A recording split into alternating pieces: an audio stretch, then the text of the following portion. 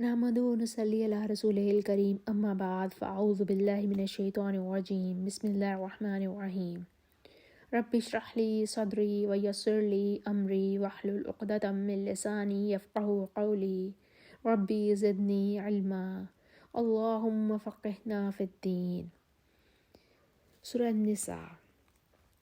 بسم اللہ الرحمن الرحیم۔ يا أيها الناس اتقوا ربكم الذي خلقكم من نفس واحدة وخلق منها زوجها وبث منهما رجالا كثيرا ونساء واتقوا الله الذي تساءلون به والأرحام إن الله كان عليكم رقيبا۔ لوگو، اپنے پروردگار سے ڈرو جس نے تم کو ایک شخص سے پیدا کیا، یعنی اول اس سے اس کا جوڑا بنایا، پھر ان دونوں سے کثرت سے مرد اور عورت پیدا کر کے روئے زمین پر پھیلا دیے۔ اور اللہ سبحانہ و تعالیٰ سے ڈرو جس کے نام کو تم اپنی حاجتیں پوری کرنے کا ذریعہ بناتے ہو، اور قطع رحمی سے بچو، کچھ شک نہیں کہ اللہ سبحانہ و تعالیٰ تمہیں دیکھ رہا ہے۔ اور یتیموں کا مال جو تمہاری تحویل میں ہو ان کے حوالے کر دو، اور ان کے پاکیزہ اور عمدہ مال کو اپنے ناقص اور برے مال سے نہ بدلو، اور نہ ان کا مال اپنے مال میں ملا کر کھاؤ کہ یہ بڑا سخت گناہ ہے۔ اور اگر تم کو اس بات کا خوف ہو کہ یتیم لڑکیوں کے بارے میں انصاف نہ کر سکو گے تو ان کے سوا جو عورتیں تم کو پسند ہوں، 2 یا 3 یا 4 ان سے نکاح کر لو۔ اور اگر اس بات کا اندیشہ ہو کہ سب عورتوں سے یکساں سلوک نہ کر سکو گے تو ایک عورت کافی ہے یا لونڈی جس کے تم مالک ہو، اس سے تم بے انصافی سے بچ جاؤ گے۔ عورتوں کو ان کے مہر خوشی سے دے دیا کرو، ہاں اگر وہ اپنی خوشی سے اس میں سے کچھ تم کو چھوڑ دیں تو اسے ذوق و شوق سے کھا لو۔ یہ سورہ النساء کی آیت نمبر 4 ہے، اور اس میں اللہ سبحانہ و تعالیٰ نے واضح حکم دے دیا ہے کہ عورتوں کو ان کے مہر خوشی سے دے دیا کرو۔ اور احادیث سے ثابت ہے کہ یہ مہر ان کا جنسی تعلق قائم کرنے سے پہلے دینا ہوتا ہے، نہیں تو یہ زنا میں شمار ہو جاتا ہے۔ اور بے عقلوں کو ان کا مال جسے اللہ سبحانہ و تعالیٰ نے تم لوگوں کے لیے معیشت کا سبب بنایا ہے مت دو، ہاں اس میں سے ان کو کھلاتے اور پہناتے رہو اور ان سے معقول باتیں کرتے رہو۔ اور یتیموں کو بالغ ہونے تک کام کاج میں مصروف رکھو، پھر بالغ ہونے پر اگر ان میں عقل کی پختگی دیکھو تو ان کا مال ان کے حوالے کر دو، اور اس خوف سے کہ وہ بڑے ہو جائیں گے، یعنی بڑے ہو کر تم سے اپنا مال واپس لے لیں گے، اس کو فضول خرچی اور جلدی میں نہ اڑا دینا۔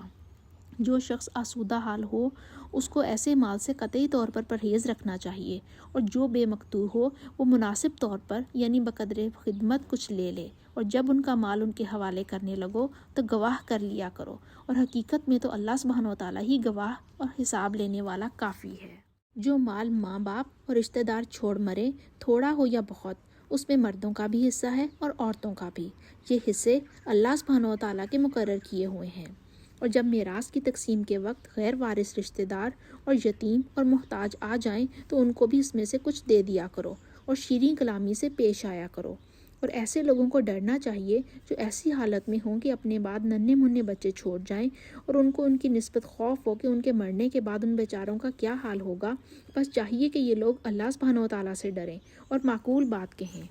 جو لوگ یتیموں کا مال ناجائز طور پر کھاتے ہیں وہ اپنے پیٹ میں آگ بھرتے ہیں اور دوزخ میں ڈالے جائیں گے۔ اللہ سبحانہ و تعالیٰ تمہاری اولاد کے بارے میں تم کو ارشاد فرماتا ہے کہ ایک لڑکے کا حصہ 2 لڑکیوں کے حصے کے برابر ہے، اور اگر میت کی اولاد صرف لڑکیاں ہی ہوں یعنی 2 یا 2 سے زیادہ تو کل ترکے میں ان کا 2/3، اور اگر صرف ایک لڑکی ہو تو اس کا حصہ نصف، اور میت کے ماں باپ کا یعنی دونوں میں سے ہر ایک کا ترکے میں 1/6 حصہ، بشرطے کہ میت کی اولاد ہو۔ اور اگر اولاد نہ ہو اور صرف ماں باپ ہی اس کے وارث ہوں تو 1/3 ماں کا حصہ، اور اگر میت کے بھائی بھی ہوں تو ماں کا 1/6 حصہ۔ اور یہ ترکہ کی تقسیم میت کی وصیت کی تعمیل کے بعد جو اس نے کی ہو یا قرض کے ادا ہونے کے بعد جو اس کے ذمہ ہو عمل میں آئے گی۔ تم کو معلوم نہیں کہ تمہارے باپ داداؤں اور بیٹوں پوتوں میں سے فائدے کے لحاظ سے کون تم سے زیادہ قریب ہے۔ یہ حصے اللہ سبحانہ و تعالیٰ کے مقرر کیے ہوئے ہیں، اور اللہ سبحانہ و تعالیٰ سب کچھ جاننے والا اور حکمت والا ہے۔ اور جو مال تمہاری عورتیں چھوڑ مریں، اگر ان کی اولاد نہ ہو تو اس میں نصف حصہ تمہارا، اور اگر اولاد ہو تو ترکے میں تمہارا حصہ چوتھائی۔ لیکن یہ تقسیم وصیت کی تعمیل کے بعد جو انہوں نے کی ہو یا قرض کے ادا ہونے کے بعد جو ان کے ذمہ ہو ادا کی جائے گی۔ اور جو مال تم مرد چھوڑ مرو، اگر تمہاری اولاد نہ ہو تو تمہاری عورتوں کا اس میں چوتھا حصہ، اور اگر اولاد ہو تو ان کا 8واں حصہ۔ یہ حصے تمہاری وصیت کی تعمیل کے بعد جو تم نے کی ہو اور ادائے قرض کے بعد تقسیم کیے جائیں گے۔ اور اگر ایسے مرد یا عورت کی میراث ہو جس کے نہ باپ ہو اور نہ بیٹا، مگر اس کے بھائی یا بہن ہوں، تو ان میں سے ہر ایک کا 6واں حصہ، اور اگر ایک سے زیادہ ہوں تو سب 1/3 میں شریک ہوں گے۔ یہ حصے بھی وصیت اور قرض کے ادا ہونے کے بعد تقسیم کیے جائیں گے، بشرطے کہ ان سے میت میں کسی کا نقصان نہ کیا ہو۔ یہ اللہ سبحانہ و تعالیٰ کا فرمان ہے، اور اللہ سبحانہ و تعالیٰ نہایت علم والا اور نہایت حلم والا ہے۔ سورہ النساء کی آیت نمبر 11 اور 12 میں وراثت کے احکامات آئے ہیں،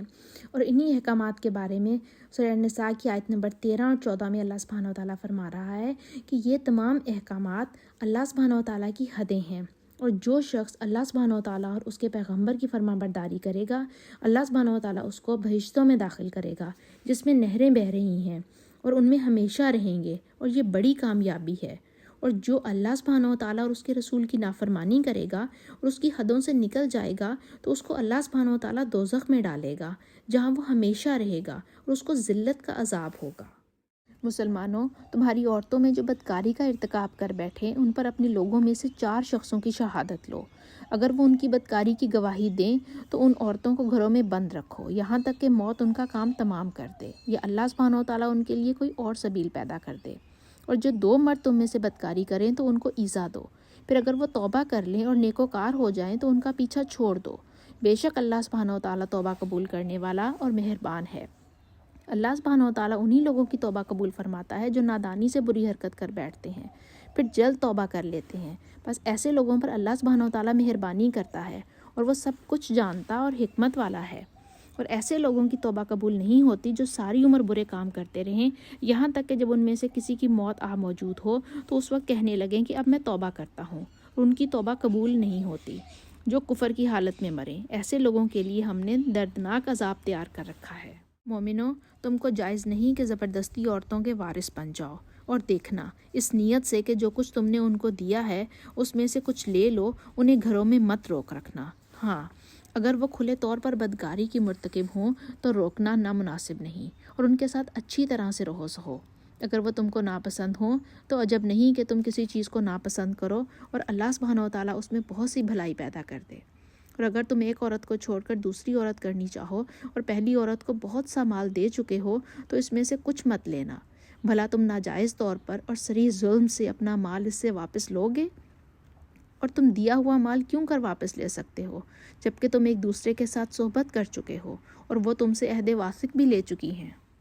جن عورتوں سے تمہارے باپ نے نکاح کیا ہو ان سے نکاح نہ کرنا، مگر جاہلیت میں جو ہو چکا سو ہو چکا۔ یہ نہایت بے حیائی اور اللہ سبحانہ و تعالیٰ کی ناخوشی کی بات تھی اور بہت برا دستور تھا۔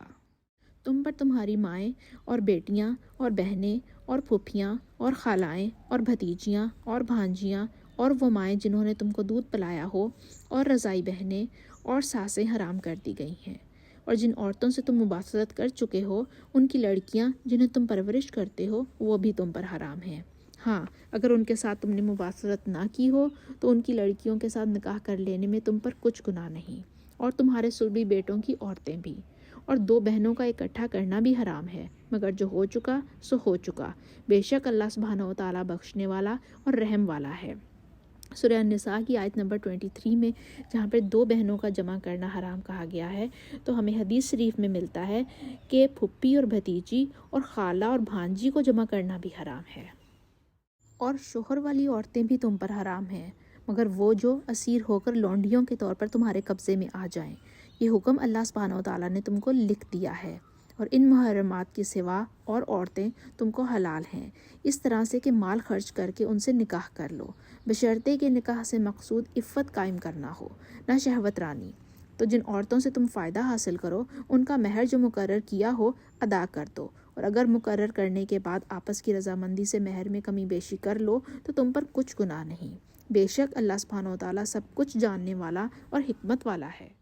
اور جو شخص تم میں سے مومن آزاد عورتوں یعنی بیویوں سے نکاح کرنے کا مقدور نہ رکھے تو مومن لونڈیوں ہی سے جو تمہارے قبضے میں آ گئی ہوں نکاح کر لے، اور اللہ سبحانہ و تعالیٰ تمہارے ایمان کو اچھی طرح جانتا ہے۔ تم آپس میں ایک دوسرے کے ہم جنس ہو تو ان لونڈیوں کے ساتھ ان کے مالکوں سے اجازت حاصل کر کے نکاح کر لو،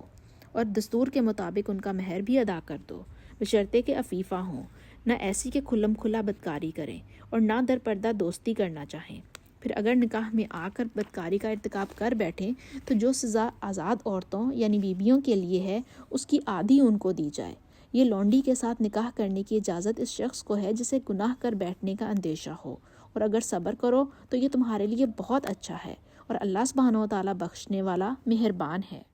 اللہ سبحانہ و تعالیٰ چاہتا ہے کہ اپنی آیتیں تم سے کھول کھول کر بیان فرمائے اور تم کو پہلے لوگوں کے طریقے بتائے اور تم پر مہربانی کرے، اور اللہ سبحانہ و تعالیٰ جاننے والا اور حکمت والا ہے۔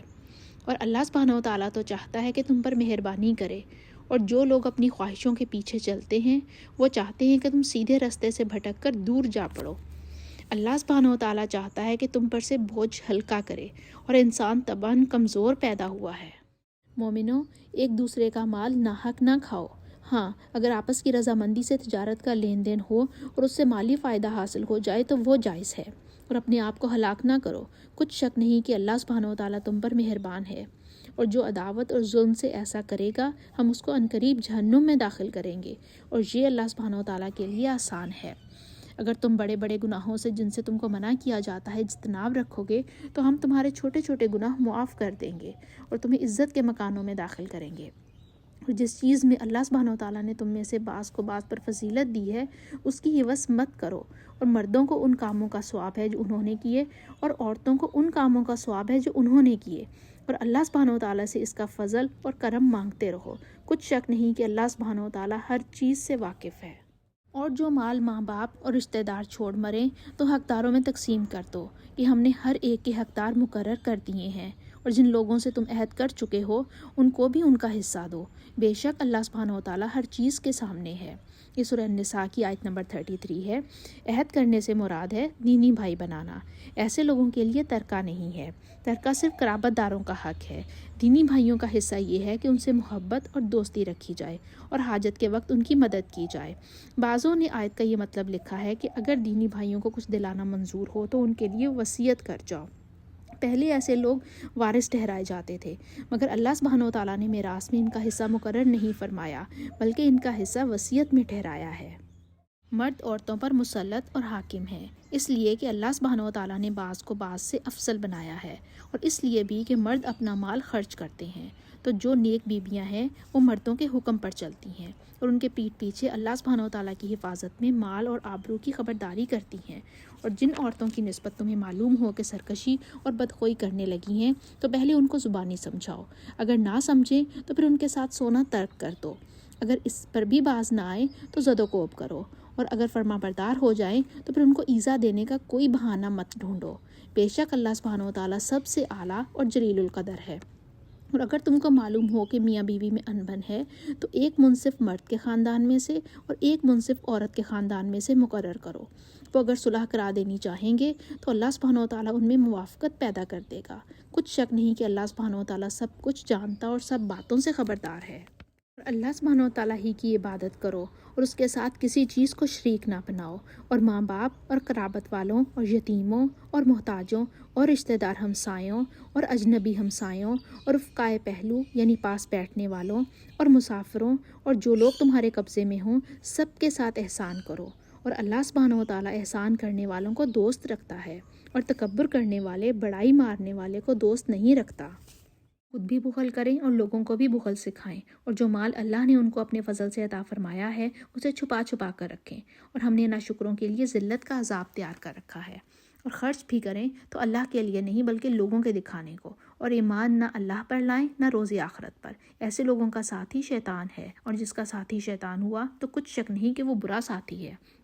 اور اگر یہ لوگ اللہ پر اور روز قیامت پر ایمان لاتے اور جو کچھ اللہ نے ان کو دیا تھا اس میں سے خرچ کرتے تو ان کا کیا نقصان ہوتا، اور اللہ ان کو خوب جانتا ہے۔ اللہ کسی کی ذرا بھی حق تلفی نہیں کرتا، اور اگر نیکی کی ہوگی تو اس کو 2 چند کر دے گا اور اپنے ہاتھ سے اجر عظیم بخشے گا۔ بھلا اس دن کیا حال ہوگا جب ہم ہر امت میں سے احوال بتانے والے کو بلا لائیں گے اور تم کو ان لوگوں کا حال بتانے کو گواہ طلب کریں گے۔ اس روز کافر اور پیغمبر کے نافرمان آرزو کریں گے کہ کاش ان کو زمین میں مدفون کر کے مٹی برابر کر دی جاتی، اور اللہ سے کوئی بات چھپا نہیں سکیں گے۔ یہ سورہ النساء کی آیت نمبر 43 ہے، جس میں نشے کے بارے میں آیا ہے کہ جب تم نشے کی حالت میں ہو تو نماز کے پاس نہ جاؤ۔ یہ اس وقت کا حکم ہے کہ شراب کے بارے میں حرمت کا حکم نازل نہیں ہوا تھا۔ اس آیت کا ترجمہ یہ ہے، مومنو جب تم نشے کی حالت میں ہو تو جب تک ان الفاظ کو جو منہ سے کہو سمجھنے نہ لگو نماز کے پاس نہ جاؤ، اور جنابت کی حالت میں بھی نماز کے پاس نہ جاؤ جب تک کہ غسل نہ کر لو۔ ہاں، اگر سفر کی حالت میں رستے چلے جا رہے ہو اور پانی نہ ملنے کے سبب غسل نہ کر سکو تو تیمم کر کے نماز پڑھ لو، اور اگر بیمار ہو یا سفر میں ہو یا تم میں سے کوئی بیت الخلاء سے ہو کر آیا ہو یا تم عورتوں سے ہم بستر ہوئے ہو اور تمہیں پانی نہ ملے تو پاک مٹی لو اور منہ اور ہاتھوں کا مسح کر کے تیمم کر لو۔ بے شک اللہ سبحانہ و تعالیٰ معاف کرنے والا اور بخشنے والا ہے۔ بھلا تم نے ان لوگوں کو نہیں دیکھا جن کو کتاب کا حصہ دیا گیا تھا کہ وہ گمراہی کو خریدتے تھے اور چاہتے تھے کہ تم بھی رستے سے بھٹک جاؤ؟ اور اللہ سبحانہ و تعالیٰ تمہارے دشمنوں سے خوب واقف ہے، اور اللہ سبحانہ و تعالیٰ ہی کافی کارساز اور کافی مددگار ہے۔ یہ جو یہودی ہیں ان میں کچھ لوگ ایسے بھی ہیں کہ کلمات کو ان کے مقامات سے بدل دیتے ہیں اور کہتے ہیں کہ ہم نے سن لیا اور نہیں مانا، اور سنیے نہ سنوائے جاؤ، اور زبان کو مروڑ کر اور دین میں تان کی راہ سے تم سے گفتگو کے وقت رائنا کہتے ہیں۔ اور اگر یوں کہتے کہ ہم نے سن لیا اور مان لیا اور صرف اسما اور رائنا کی جگہ انظر نہ کہتے تو ان کے حق میں بہتر ہوتا اور یہ بات بھی بہت درست ہوتی، لیکن اللہ سبحانہ و تعالیٰ نے ان کے کفر کے سبب ان پر لعنت کر رکھی ہے،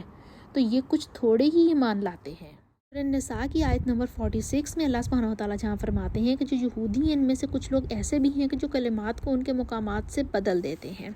اصل میں یہودی نبی پاک صلی اللہ علیہ وآلہ وسلم سے جب کوئی ایسی بات پوچھنی چاہتے جو سن نہ سکے ہوں تو رائنا کہتے۔ اس کی تفصیل سے ذکر سورہ بقرہ میں آیا ہے، اور جب نبی پاک صلی اللہ علیہ وآلہ وسلم فرماتے تو وہ لوگ جواب میں کہتے کہ ہم نے سن لیا، یعنی ہم نے قبول کر لیا، لیکن آہستہ سے کہتے کہ نہیں مانا، اور نبی پاک صلی اللہ علیہ وآلہ وسلم سے خطاب کے وقت یہ بھی کہتے کہ سنیے نہ سنوائے جاؤ۔ ظاہر میں یہ دعا نیک ہے کہ تم ایسے غالب رہو کہ کوئی تم کو بری بات نہ سنا سکے، مگر دل میں یہ مراد رکھتے کہ اللہ کرے تم بہرے ہو جاؤ اور کچھ نہ سن سکو۔ اللہ سبحانہ و تعالیٰ نے فرمایا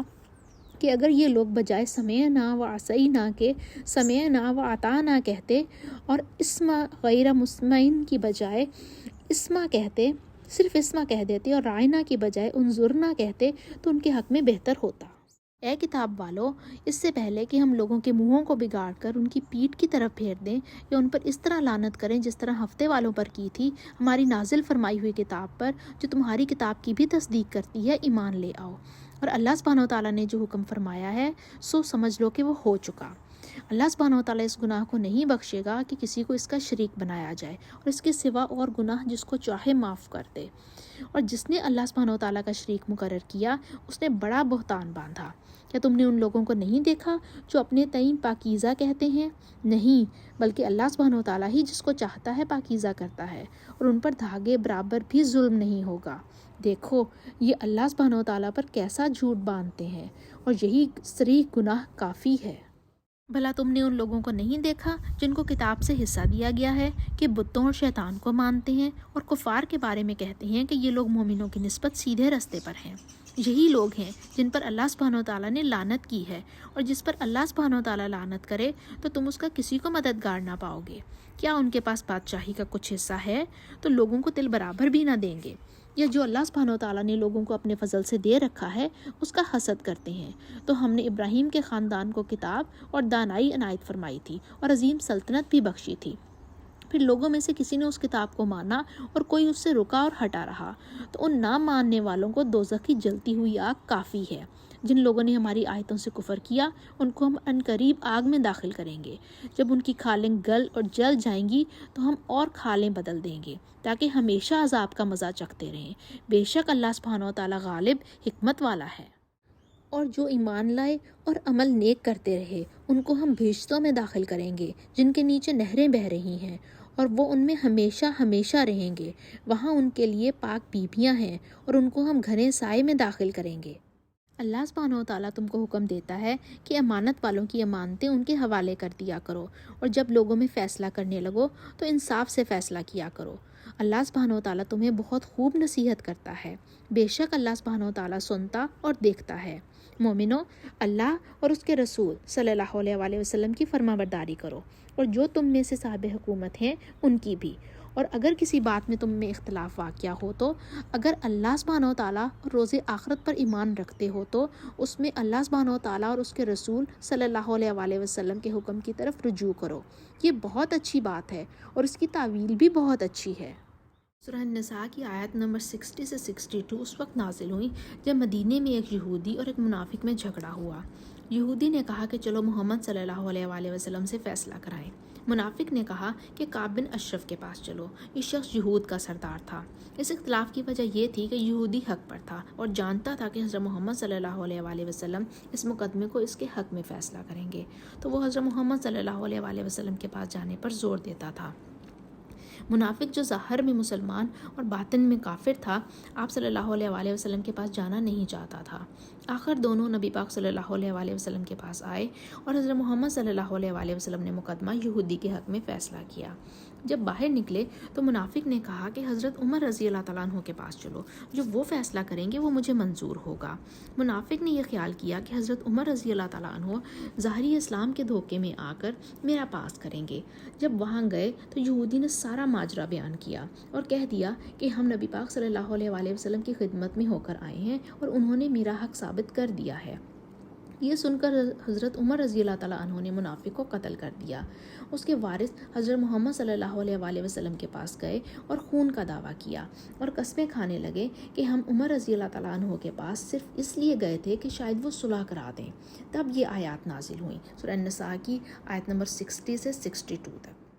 کیا تم نے ان لوگوں کو نہیں دیکھا جو دعویٰ تو یہ کرتے ہیں کہ جو کتاب تم پر نازل ہوئی اور جو کتابیں تم سے پہلے نازل ہوئیں ان سب پر ایمان رکھتے ہیں، اور چاہتے یہ ہیں کہ اپنا مقدمہ ایک سرکش کے پاس لے جا کر فیصلہ کرائیں، حالانکہ ان کو حکم دیا گیا تھا کہ اسے اعتقاد نہ رکھیں، اور شیطان تو یہ چاہتا ہے کہ ان کو بہکا کر رستے سے دور ڈال دے۔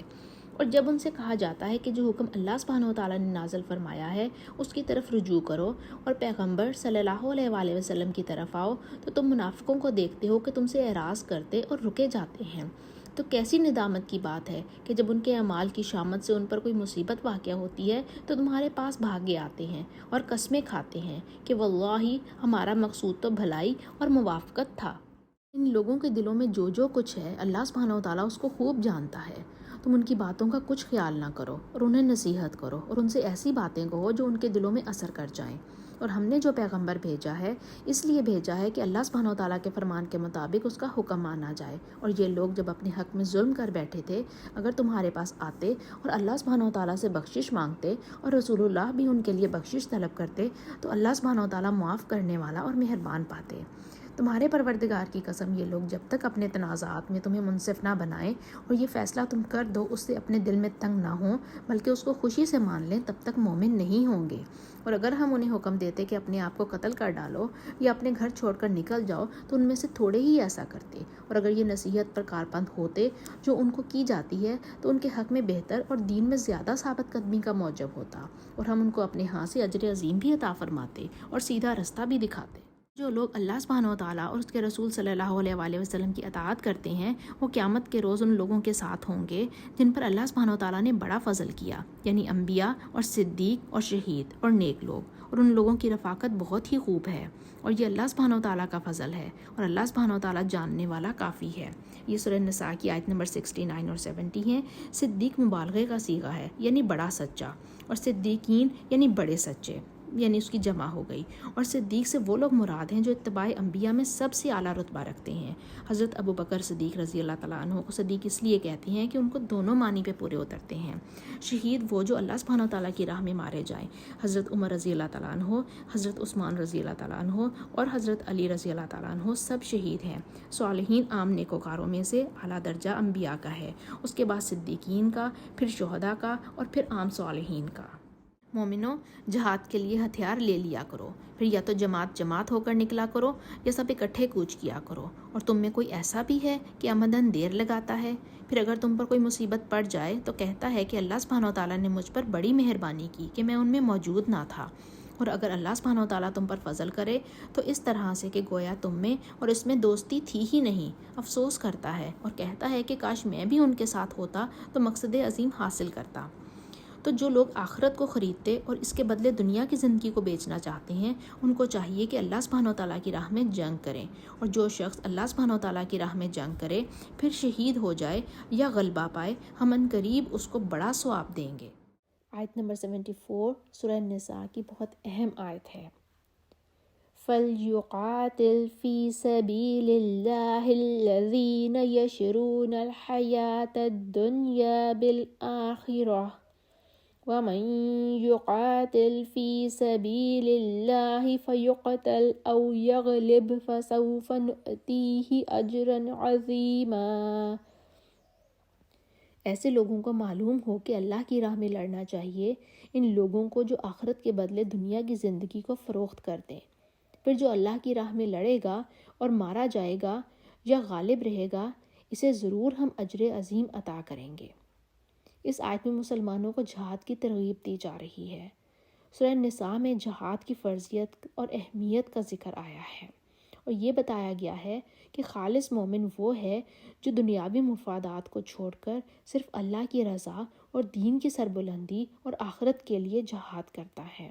اور وہ شخص اللہ کی راہ میں لڑتے ہوئے شہید ہو جاتا ہے یا فتح حاصل کر لیتا ہے۔ اللہ سبحانہ و تعالیٰ ہر حالت میں اس کو اجر عظیم سے نوازیں گے۔ سیدنا ابو موسیٰ الشعریٰ سے روایت ہے کہ ایک شخص رسول اللہ صلی اللہ علیہ وسلم کے پاس آیا اور کہنے لگا، کوئی شخص مال غنیمت سے لڑتا ہے، کوئی شہرت اور ناموری کے لیے، اور کوئی اپنی بہادری دکھانے کے لیے لڑتا ہے، اور کوئی غصے اور قومی حمیت کی وجہ سے لڑتا ہے۔ ان میں سے کون اللہ کی راہ میں لڑتا ہے؟ آپ صلی اللہ علیہ وسلم نے فرمایا، اللہ کی راہ میں لڑنے والا صرف وہ ہے جس کا مقصد یہ ہو کہ اس سے اللہ کا کلمہ بلند ہو۔ رسول اللہ صلی اللہ علیہ وسلم نے فرمایا، اگر میری امت پر یہ بات گرام بار نہ ہوتی تو میں کسی لشکر سے پیچھے نہ رہتا، اور میں تو یہ چاہتا ہوں کہ میں اللہ کی راہ میں مارا جاؤں، پھر زندہ کیا جاؤں، پھر مارا جاؤں، پھر زندہ کیا جاؤں۔ رسول اللہ صلی اللہ علیہ وسلم نے فرمایا، جو اللہ کے راستے میں جہاد کرے، جہاد ہی کی نیت سے نکلے، اللہ کے کلام، اس کے وعدے کو سچ جان کر، تو اللہ اس کا ضامن ہے۔ یا تو اللہ تعالیٰ اس کو شہید کر کے جنت میں لے جائے گا، یا اس کو ثواب اور مال غنیمت دلا کر اسے گھر لوٹا دے گا۔ اور تم کو کیا ہوا ہے کہ اللہ سبحانہ و تعالیٰ کی راہ میں اور ان بے بس مردوں اور عورتوں اور بچوں کی خاطر نہیں لڑتے جو دعائیں کیا کرتے ہیں کہ اے پروردگار، ہم کو اس شہر سے جس کے رہنے والے ظالم ہیں نکال کر کہیں اور لے جا، اور اپنی طرف سے کسی کو ہمارا حامی بنا، اور اپنی ہی طرف سے کسی کو ہمارا مددگار مقرر فرما۔ جو مومن ہیں وہ تو اللہ سبحانہ و تعالیٰ کے لیے لڑتے ہیں، اور جو کافر ہیں وہ بتوں کے لیے لڑتے ہیں۔ سو تم شیطان کے مددگاروں سے لڑو اور ڈرو مت، کیونکہ شیطان کا داؤ بہت کمزور ہوتا ہے۔ بھلا تم نے ان لوگوں کو نہیں دیکھا جن کو پہلے یہ حکم دیا گیا تھا کہ اپنے ہاتھوں کو جنگ سے روکے رہو اور نماز پڑھتے اور زکوٰۃ دیتے رہو؟ پھر جب ان پر جہاد فرض کر دیا گیا تو بعض لوگ ان میں سے لوگوں سے یوں ڈرنے لگے جیسے اللہ سے ڈرا کرتے ہیں، بلکہ اس سے بھی زیادہ، اور بڑبڑانے لگے کہ اے اللہ، تو نے ہم پر جہاد جلد کیوں فرض کر دیا؟ تھوڑی مدت اور ہمیں مہلت کیوں نہ دی؟ اے پیغمبر صلی اللہ علیہ وسلم، ان سے کہہ دو کہ دنیا کا فائدہ بہت تھوڑا ہے، اور بہت اچھی چیز تو پرہیزگار کے لیے آخرت کی نجات ہے، اور تم پر دھاگے برابر بھی ظلم نہیں کیا جائے گا۔ اے جہاد سے ڈرنے والو، تم کہیں رہو، موت تو تمہیں آ کر رہے گی، خواہ بڑے بڑے محلوں میں رہو۔ اور ان لوگوں کو اگر کوئی فائدہ پہنچتا ہے تو کہتے ہیں کہ یہ اللہ کی طرف سے ہے، اور اگر کوئی نقصان پہنچتا ہے تو اے محمد صلی اللہ علیہ وسلم تم سے کہتے ہیں کہ یہ نقصان آپ کی وجہ سے ہمیں پہنچا ہے۔ کہہ دو کہ رنج اور راحت سب اللہ ہی کی طرف سے ہے۔ ان لوگوں کو کیا ہو گیا ہے کہ بات بھی نہیں سمجھ سکتے؟ اے آدم ذات، تجھ کو جو فائدہ پہنچے وہ اللہ کی طرف سے ہے، اور جو نقصان پہنچے وہ تیری ہی شامت اعمال کی وجہ سے ہے۔ اور اے محمد صلی اللہ علیہ وآلہ وسلم، ہم نے تم کو لوگوں کی ہدایت کے لیے پیغمبر بنا کر بھیجا ہے، اور اس بات کا اللہ ہی گواہ کافی ہے۔ جو شخص رسول اللہ صلی اللہ علیہ وآلہ وسلم کی فرما برداری کرے گا تو بے شک اس نے اللہ کی فرما برداری کی، اور جو نافرمانی کرے تو اے پیغمبر صلی اللہ علیہ وآلہ وسلم، تمہیں ہم نے ان کا نگہبان بنا کر نہیں بھیجا۔ اور یہ لوگ منہ سے تو کہتے ہیں کہ آپ کی فرما برداری دل سے منظور ہے، لیکن جب تمہارے پاس سے چلے جاتے ہیں تو ان میں سے بعض لوگ رات کو تمہاری باتوں کے خلاف مشورے کرتے ہیں، اور جو مشورہ یہ کرتے ہیں اللہ ان کو لکھ لیتا ہے، تو ان کا کچھ خیال نہ کرو اور اللہ پر بھروسہ رکھو، اور اللہ ہی کافی کارساز ہے۔ بھلا یہ لوگ قرآن میں غور کیوں نہیں کرتے؟ اگر یہ اللہ کے سوا کسی اور کا کلام ہوتا تو اس میں بہت سا اختلاف پاتے، اور جب ان کے پاس امن یا خوف کی کوئی خبر پہنچتی ہے تو اسے مشہور کر دیتے ہیں، اور اگر اس کو پیغمبر اور اپنے سرداروں کے پاس پہنچاتے تو تحقیق کرنے والے اس کی تحقیق کر لیتے، اور اگر تم پر اللہ سبحانہ و تعالیٰ کا فضل اور اس کی مہربانی نہ ہوتی تو چند اشخاص کے سوا سب شیطان کی اتباع کرنے والے ہوتے۔ تو اے محمد صلی اللہ علیہ وآلہ وسلم، تم اللہ کی راہ میں لڑو، تم اپنے سوا کسی کے ذمہ دار نہیں ہو، یعنی تم سے اوروں کی باز پرس نہیں ہوگی، کیونکہ ہر شخص اپنے فعل کا ذمہ دار ہے۔ اور مومنوں کو بھی ترغیب دو، قریب ہے کہ اللہ سبحانہ و تعالیٰ کافروں کی لڑائی کو بند کر دے، اور اللہ سبحانہ و تعالیٰ لڑائی کے اعتبار سے بہت سخت ہے اور سزا کے لحاظ سے بہت سخت ہے۔ جو شخص نیک بات کی سفارش کرے تو اس کو اس کے ثواب میں سے حصہ ملے گا، اور جو بری بات کی سفارش کرے اس کو اس کے عذاب میں سے حصہ ملے گا، اور اللہ سبحانہ و تعالیٰ ہر چیز پر قدرت رکھتا ہے۔ اور جب تم کو کوئی دعا دے تو جواب میں تم اس سے بہتر کلمے سے اسے دعا دو، یا انہی لفظوں سے دعا دو، بے شک اللہ سبحانہ و تعالیٰ ہر چیز کا حساب لینے والا ہے۔ اللہ سبحانہ و تعالیٰ وہ معبود برحق ہے کہ اس کے سوا کوئی عبادت کے لائق نہیں۔ وہ قیامت کے دن تم سب کو ضرور جمع کرے گا، اور اللہ سبحانہ و تعالیٰ سے بڑھ کر بات کا سچا کون ہے؟ تو کیا سبب ہے کہ تم منافقوں کے بارے میں دو گروہ ہو رہے ہو، حالانکہ اللہ سبحانہ و تعالیٰ نے ان کو ان کے کرتوتوں کے سبب اوندھا کر دیا ہے؟ کیا تم چاہتے ہو کہ جس شخص کو اللہ سبحانہ و تعالیٰ نے گمراہ کر دیا ہے اس کو رستے پر لے آؤ، اور جس شخص کو اللہ سبحانہ و تعالیٰ گمراہ کر دے تم اس کے لیے کبھی بھی رستہ نہیں پاؤ گے؟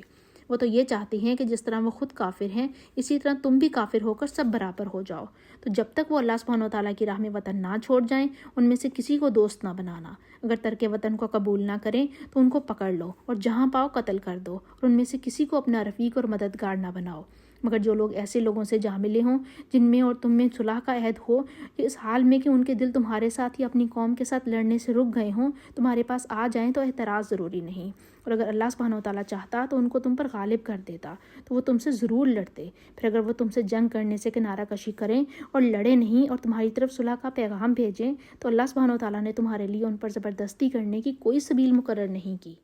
تم کچھ اور لوگ ایسے بھی پاؤ گے جو یہ چاہتے ہیں کہ تم سے بھی امن میں رہیں اور اپنی قوم سے بھی امن میں رہیں، لیکن جب فتنہ انگیزی کو بلائے جائیں تو اس میں اوندھے منہ گر پڑیں۔ تو ایسے لوگ اگر تم سے لڑنے سے کنارہ کشی نہ کریں اور نہ تمہاری طرف صلح کا پیغام بھیجیں اور نہ اپنے ہاتھوں کو روکیں تو ان کو پکڑ لو اور جہاں پاؤ قتل کر دو۔ ان لوگوں کے مقابلے میں ہم نے تمہارے لیے صریح سند مقرر کر دی ہے۔ کسی مومن کو شایان نہیں کہ مومن کو مار ڈالے مگر بھول کر، اور جب بھول کر بھی مومن کو مار ڈالے تو ایک مسلمان غلام آزاد کر دے اور دوسرے مقتول کے وارثوں کو خون بہا دے۔ ہاں اگر وہ معاف کر دیں تو ان کو اختیار ہے۔ اگر مقتول تمہارے دشمنوں کی جماعت میں سے ہو اور وہ خود مومن ہو تو صرف ایک مسلمان غلام آزاد کرنا چاہیے، اور اگر مقتول ایسے لوگوں میں سے ہو جن میں اور تم میں صلح کا عہد ہو تو مقتول کے وارثوں کو خون بہا دینا اور ایک مسلمان غلام آزاد کرنا چاہیے، اور جس کو یہ میسر نہ ہو وہ متواتر 2 مہینے کے روزے رکھے۔ یہ کفارہ اللہ سبحانہ و تعالیٰ کی طرف سے توبہ قبول کرنے کے لیے ہے، اور اللہ سبحانہ و تعالیٰ سب کچھ جانتا اور بڑی حکمت والا ہے۔ اور جو شخص مسلمان کو قصداً مار ڈالے گا تو اس کی سزا دوزخ ہے جس میں وہ ہمیشہ جلتا رہے گا، اور اللہ سبحانہ و تعالیٰ اس پر غضبناک ہوگا اور اس پر لعنت کرے گا، اور ایسے شخص کے لیے اس نے بڑا سخت عذاب تیار کر رکھا ہے۔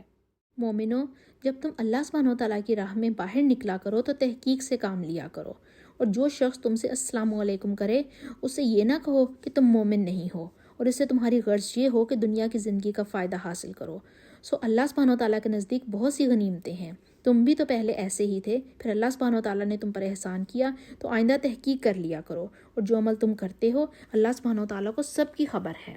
جو مسلمان گھروں میں بیٹھ رہتے اور لڑنے سے جی چراتے ہیں اور کوئی عذر نہیں رکھتے، وہ اور جو اللہ سبحانہ وتعالیٰ کی راہ میں اپنی مال اور جان سے لڑتے ہیں، وہ دونوں برابر نہیں ہو سکتے۔ مال اور جان سے جہاد کرنے والوں کو بیٹھ رہنے والوں پر اللہ نے درجے میں فضیلت بخشی ہے، اور اگرچہ نیک وعدہ سب سے ہے، لیکن اجر عظیم کے لحاظ سے اللہ سبحانہ وتعالیٰ نے جہاد کرنے والوں کو بیٹھ رہنے والوں پر کہیں فضیلت بخشی ہے، یعنی اللہ کی طرف سے درجات میں اور بخشش میں اور رحمت میں، اور اللہ سبحانہ وتعالیٰ بڑا بخشنے والا اور مہربان ہے۔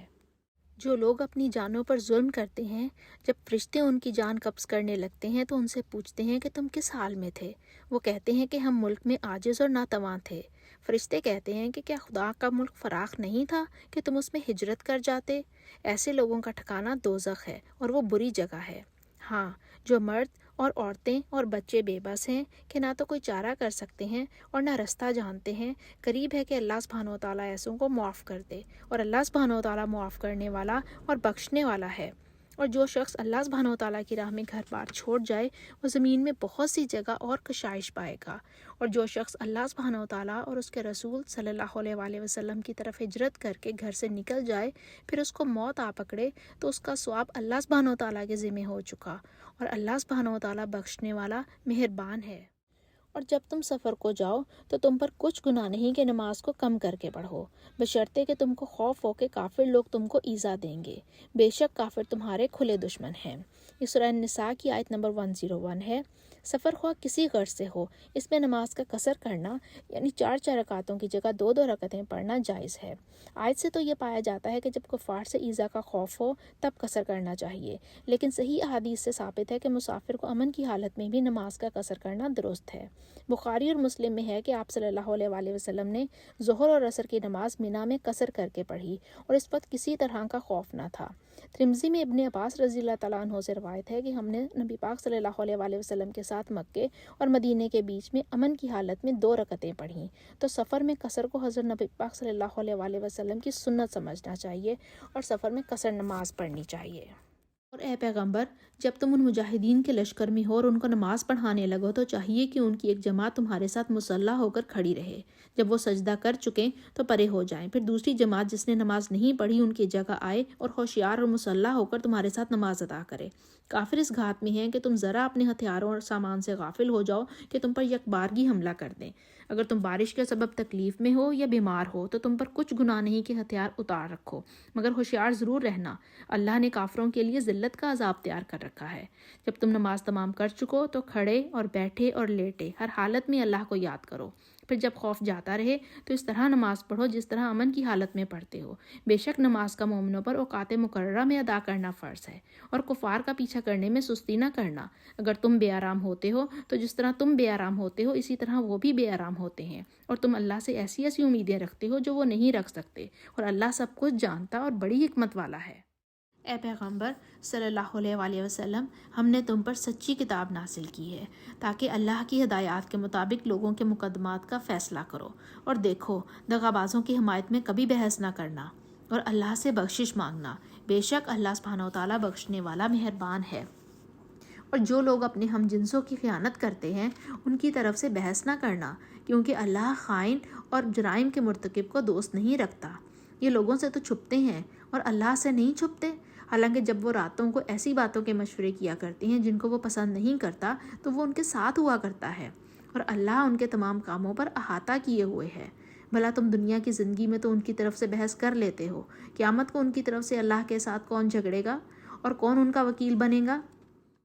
سورہ النساء کی آیات نمبر 105 سے 112 کے شان نزول میں ایک واقعہ ہے۔ ایک انصاری تھے، ان کی ذرہ ایک شخص طعمہ نے چرا لی۔ انصاری نے نبی پاک صلی اللہ علیہ وآلہ وسلم کے پاس آ کر فریاد کی۔ طعمہ نے کیا چالاکی کی کہ ذرہ کسی اور کے گھر میں ڈلوا دی، اور یہ کیفیت اپنے کنبے والوں سے بیان کر کے کہنے لگا کہ تم نبی پاک صلی اللہ علیہ وآلہ وسلم کے پاس جاؤ اور کہو کہ طعمہ بے گناہ ہے، اس نے ذرہ نہیں چرائی بلکہ دوسرے شخص نے چرائی ہے۔ آپ صلی اللہ علیہ وآلہ وسلم طعمہ کی برات لوگوں کے سامنے بیان فرمائیں۔ اب نبی پاک صلی اللہ علیہ وآلہ وسلم عالم الغیب تو تھے ہی نہیں۔ خیال فرمایا کہ یہ لوگ سچ کہتے ہوں گے۔ آپ صلی اللہ علیہ وآلہ وسلم نے کھڑے ہو کر اس کی برات کی۔ تب اللہ سبحانہ وتعالیٰ نے یہ آیات نازل فرمائی کہ تم دغا بازوں اور خائنوں کے طرفدار نہ بنو اور ان کی طرف سے بحث نہ کرو اور اللہ سبحانہ وتعالیٰ سے معافی مانگو۔ مسلمان وکیل جو چوروں، راہزنوں، خائنوں اور ہر قسم کے مجرموں کی طرف سے مقدمات میں وکالت کرتے اور جھگڑتے ہیں اور اپنی لسانی اور مغالطہ آمیز تقریروں سے ان کو سزا سے بچا لیتے ہیں، انہیں ارشاد ربانی پر عمل کرنا چاہیے۔ سورہ النساء کی آیات نمبر 105 سے 112 کے شان نزول میں ایک واقعہ ہے۔ ایک انصاری تھے، ان کی ذرہ ایک شخص طعمہ نے چرا لی۔ انصاری نے نبی پاک صلی اللہ علیہ وآلہ وسلم کے پاس آ کر فریاد کی۔ طعمہ نے کیا چالاکی کی کہ ذرہ کسی اور کے گھر میں ڈلوا دی اور یہ کیفیت اپنے کنبے والوں سے بیان کر کے کہنے لگا کہ تم نبی پاک صلی اللہ علیہ وآلہ وسلم کے پاس جاؤ اور کہو کہ طعمہ بے گناہ ہے، اس نے ذرہ نہیں چرائی بلکہ دوسرے شخص نے چرائی ہے۔ آپ صلی اللہ علیہ وآلہ وسلم طعمہ کی برات لوگوں کے سامنے بیان فرمائے۔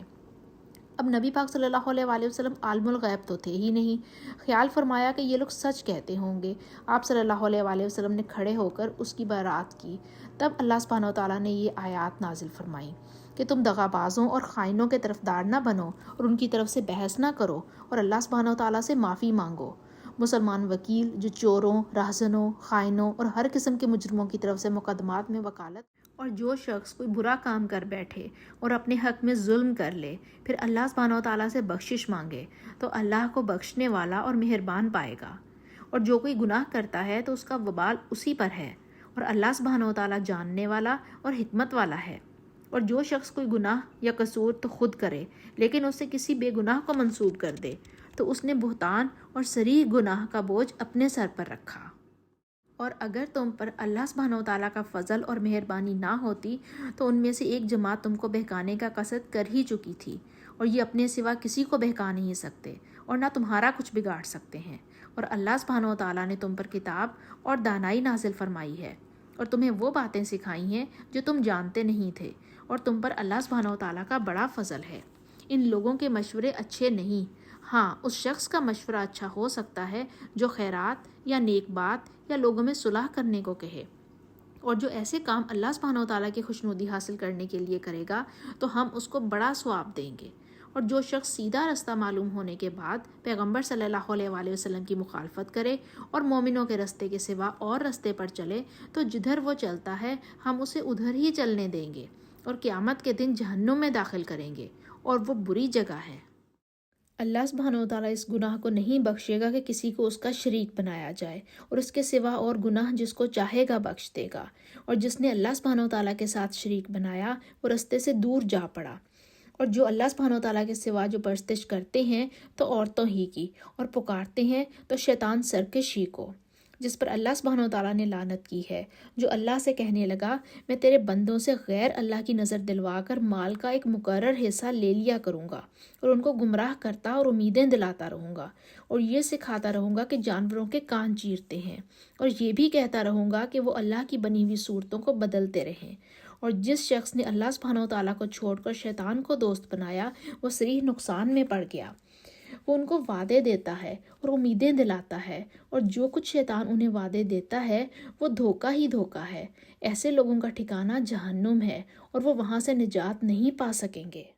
اور جو لوگ ایمان لائے اور نیک کام کرتے رہے ان کو ہم جنت میں داخل کریں گے جن کے نیچے نہریں جاری ہیں، اور وہ ہمیشہ ہمیشہ ان میں رہیں گے۔ یہ اللہ کا سچا وعدہ ہے، اور اللہ سے زیادہ بات کا سچا کون ہو سکتا ہے؟ نجات نہ تو تمہاری آرزوؤں پر ہے اور نہ اہل کتاب کی آرزوؤں پر۔ جو شخص برے عمل کرے گا اسے اسی طرح کا بدلہ دیا جائے گا، اور وہ اللہ سبحانہ وتعالیٰ کے سوا نہ کسی کو حمایتی پائے گا اور نہ مددگار۔ اور جو نیک کام کرے گا مرد ہو یا عورت اور وہ صاحب ایمان بھی ہوگا تو ایسے لوگ جنت میں داخل ہوں گے، اور ان کی تل برابر بھی حق تلفی نہ کی جائے گی۔ اور اس شخص سے کس کا دین اچھا ہو سکتا ہے جس نے حکم خدا کو قبول کیا اور وہ نیکوکار بھی ہے، اور ابراہیم کے دین کا پیرو بھی، جو یکسو مسلمان تھے، اور اللہ سبحانہ وتعالیٰ نے ابراہیم کو اپنا دوست بنایا تھا۔ اور آسمان اور زمین میں جو کچھ ہے سب اللہ ہی کا ہے، اور اللہ سبحانہ وتعالیٰ ہر چیز پر احاطہ کیے ہوئے ہے۔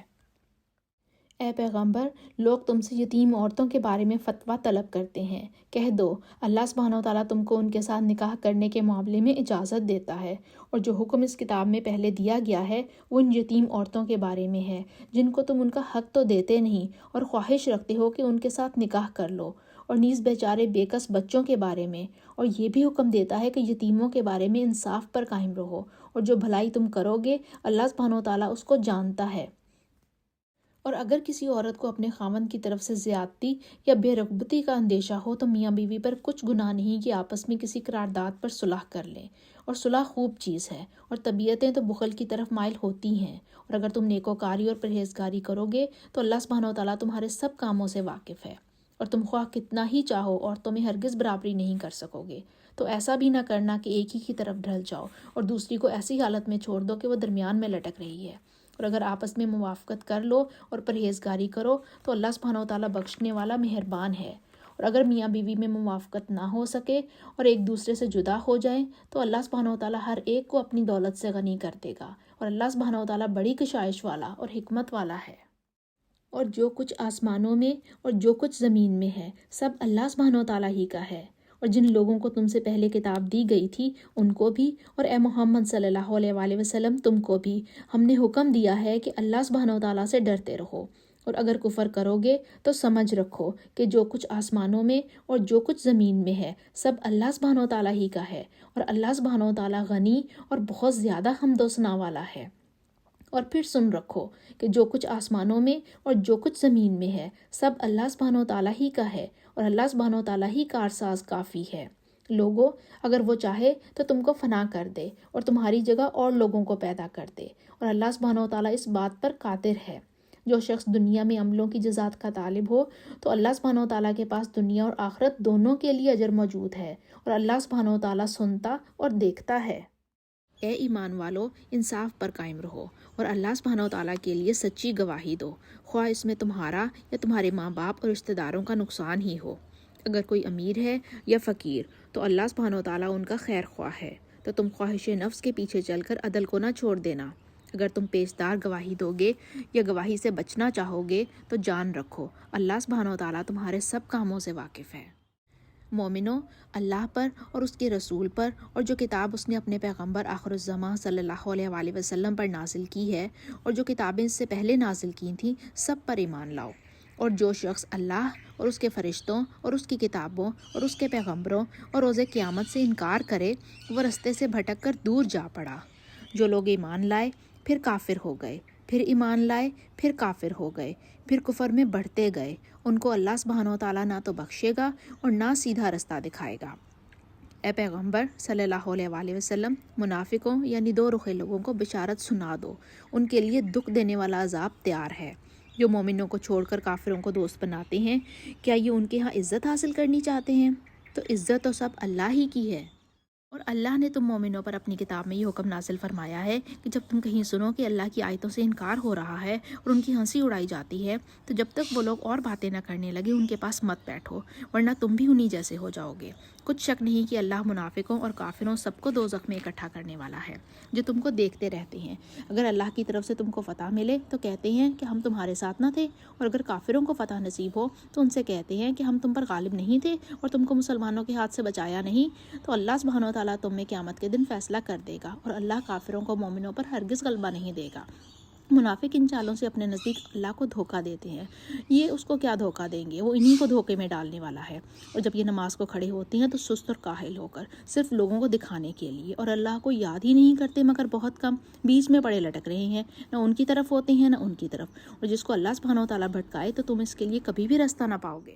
اے ایمان والو، مومنوں کے سوا کافروں کو دوست نہ بناؤ۔ کیا تم چاہتے ہو کہ اپنے اوپر اللہ سبحانہ و تعالیٰ کا صریح الزام لو؟ کچھ شک نہیں کہ منافق لوگ دوزخ کے سب سے نچلے درجے میں ہوں گے، اور تم ان کا کسی کو مددگار نہ پاؤ گے۔ ہاں، جنہوں نے توبہ کی اور اپنی حالت کو درست کیا اور اللہ کی رسی کو مضبوطی سے پکڑا اور خاص اللہ سبحانہ و تعالیٰ کے حکم بردار ہو گئے، تو ایسے لوگ مومنوں کے زمرے میں ہوں گے، اور اللہ سبحانہ و تعالیٰ ان قریب مومنوں کو بڑا ثواب دے گا۔ اگر تم اللہ سبحانہ و تعالیٰ کے شکر گزار ہو اور اس پر ایمان لے آؤ تو اللہ سبحانہ و تعالیٰ تم کو عذاب دے کر کیا کرے گا، اور اللہ سبحانہ و تعالیٰ تو قدر شناس اور دانا ہے۔ اللہ سبحانہ و تعالیٰ اس بات کو پسند نہیں کرتا کہ کوئی کسی کو علانیہ برا کہے، مگر وہ جو مظلوم ہو، اور اللہ سبحانہ و تعالیٰ سب کچھ سنتا اور جانتا ہے۔ یہ سورہ النساء کی آیت نمبر 148 ہے۔ اس میں اللہ سبحانہ و تعالیٰ نے غیبت کرنے سے منع فرمایا ہے۔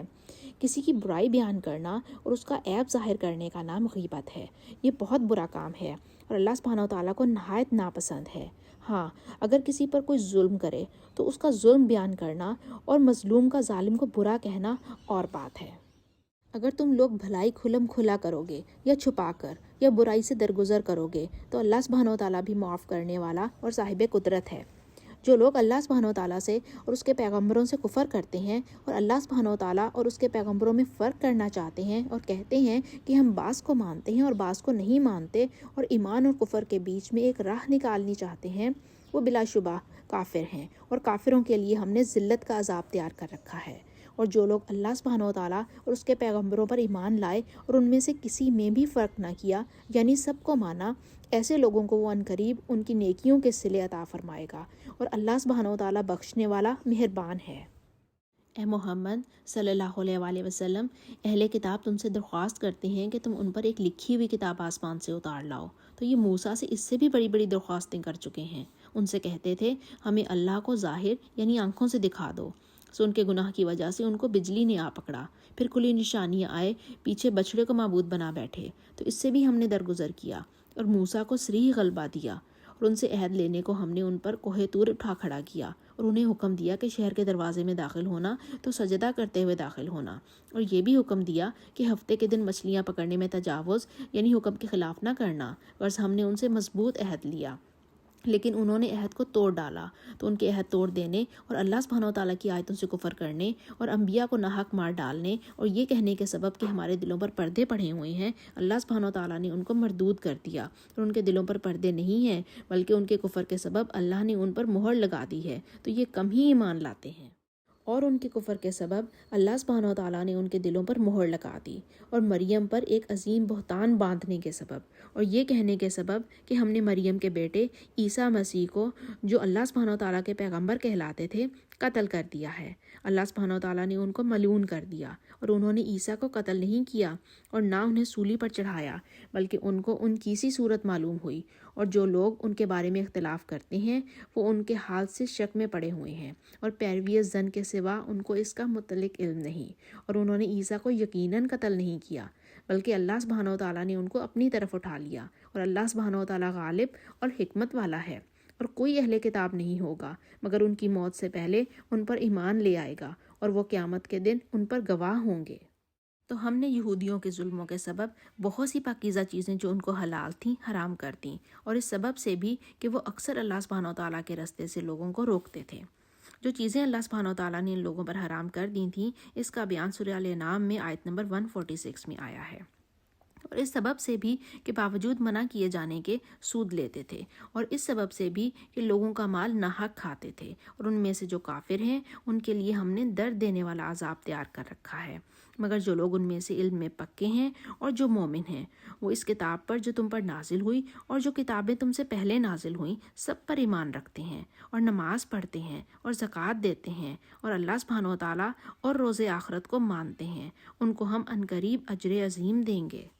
اے محمد صلی اللہ علیہ وآلہ وسلم، ہم نے تمہاری طرف اسی طرح وحی بھیجی ہے جس طرح نوح اور ان سے پچھلے پیغمبروں کی طرف بھیجی تھی، اور ابراہیم اور اسماعیل اور اسحاق اور یعقوب اور اولاد یعقوب اور عیسیٰ اور ایوب اور یونس اور ہارون اور سلیمان کی طرف بھی ہم نے وحی بھیجی تھی، اور داؤد کو ہم نے زبور بھی عنایت کی تھی، اور بہت سے پیغمبر ہیں جن کے حالات ہم تم سے پیشتر بیان کر چکے ہیں، اور بہت سے پیغمبر ہیں جن کے حالات تم سے بیان نہیں کیے، اور موسیٰ سے تو اللہ سبحانہ و تعالیٰ نے باتیں بھی کی۔ سب پیغمبروں کو اللہ سبحانہ و تعالیٰ نے خوشخبری سنانے والا اور ڈرانے والا بنا کر بھیجا تھا، تاکہ پیغمبروں کے آنے کے بعد لوگوں کو اللہ پر الزام کا موقع نہ رہے، اور اللہ سبحانہ و تعالیٰ غالب اور حکمت والا ہے۔ لیکن اللہ سبحانہ و تعالیٰ نے جو کتاب تم پر نازل کی ہے اس کی نسبت اللہ گواہی دیتا ہے کہ اس نے اپنے علم سے نازل کی ہے، اور فرشتے بھی گواہی دیتے ہیں، اور گواہ تو اللہ ہی کافی ہے۔ جن لوگوں نے کفر کیا اور لوگوں کو اللہ کے رستے سے روکا، وہ رستے سے بھٹک کر دور جا پڑے۔ جو لوگ کافر ہیں اور ظلم کرتے رہے، اللہ سبحانہ و تعالیٰ ان کو بخشنے والا نہیں اور نہ انہیں رستہ ہی دکھائے گا۔ ہاں دوزخ کا رستہ جس میں وہ ہمیشہ جلتے رہیں گے، اور یہ بات اللہ سبحانہ و تعالیٰ کو آسان ہے۔ لوگو، اللہ سبحانہ و تعالیٰ کے پیغمبر تمہارے پاس تمہارے پروردگار کی طرف سے حق بات لے کر آئے تو ان پر ایمان لاؤ، یہی تمہارے حق میں بہتر ہے۔ اور اگر کفر کرو گے تو جان رکھو کہ جو کچھ آسمانوں اور زمین میں ہے سب اللہ ہی کا ہے، اور اللہ سبحانہ و تعالیٰ سب کچھ جاننے والا اور حکمت والا ہے۔ اے اہل کتاب، اپنے دین کی بات میں حد سے نہ بڑھو اور اللہ سبحانہ و تعالیٰ کے بارے میں حق کے سوا کچھ نہ کہو۔ مسیح یعنی مریم کے بیٹے عیسیٰ نہ خدا تھے اور نہ خدا کے بیٹے، بلکہ اللہ سبحانہ و تعالیٰ کے رسول اور اس کا کلمہ بشارت تھے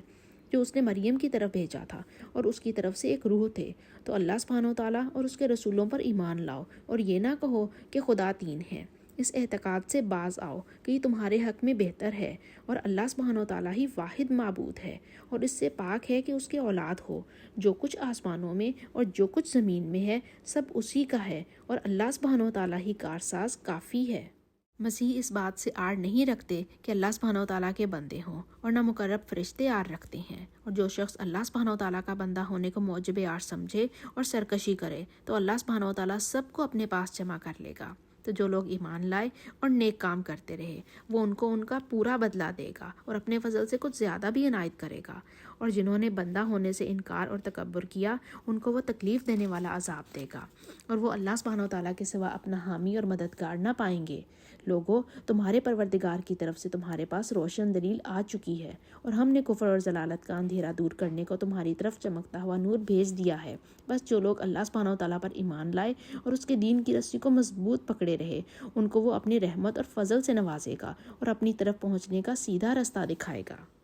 اے پیغمبر صلی اللہ علیہ وآلہ وسلم، لوگ تم سے کلالہ کے بارے میں اللہ کا حکم دریافت کرتے ہیں۔ کہہ دو کہ اللہ سبحانہ و تعالیٰ کلالہ کے بارے میں یہ حکم دیتا ہے کہ اگر کوئی ایسا مرد مر جائے جس کے اولاد نہ ہو اور نہ ماں باپ اور اس کی بہن ہو تو اس کو بھائی کے ترکے میں سے آدھا حصہ ملے گا، اور اگر بہن مر جائے اور اس کے اولاد نہ ہو تو اس کے تمام مال کا وارث بھائی ہوگا، اور اگر مرنے والے بھائی کی 2 بہنیں ہوں تو دونوں کو بھائی کے ترکے میں سے 2/3 ملے گا، اور اگر بھائی اور بہن یعنی مرد اور عورتیں ملے جلے وارث ہوں تو مرد کا حصہ 2 عورتوں کے حصے کے برابر ہوگا۔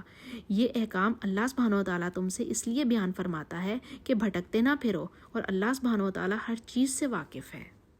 اے اللہ، آپ اپنی محبت کو ہمارے لیے ہر چیز کی محبت سے بڑھا دیں، ہم پر اپنا خوف ہر چیز کے خوف سے بڑھا دیں، دنیا کی ہر طلب پر اپنی ملاقات کا شوق غالب کر دیں، اور جب آپ دنیا والوں کو ان کی دنیا سے ٹھنڈک دیں تو ہماری آنکھوں کی ٹھنڈک اپنی عبادت میں رکھ دیں، اور صبر اور شکر اور عاجزی جیسی عظیم نعمتیں عطا فرما۔ ربنا تقبل منا انک انت السمیع العلیم وتب علینا انک انت التواب الرحیم، وصلی اللہ تعالی علی خیر خلقہ محمد وعلی آلہ واصحابہ واہل بیتہ اجمعین برحمتک یا ارحم الراحمین۔ سبحانک اللہم وبحمدک اشہد ان لا الہ الا انت استغفرک واتوب الیک۔ السلام علیکم ورحمۃ اللہ وبرکاتہ۔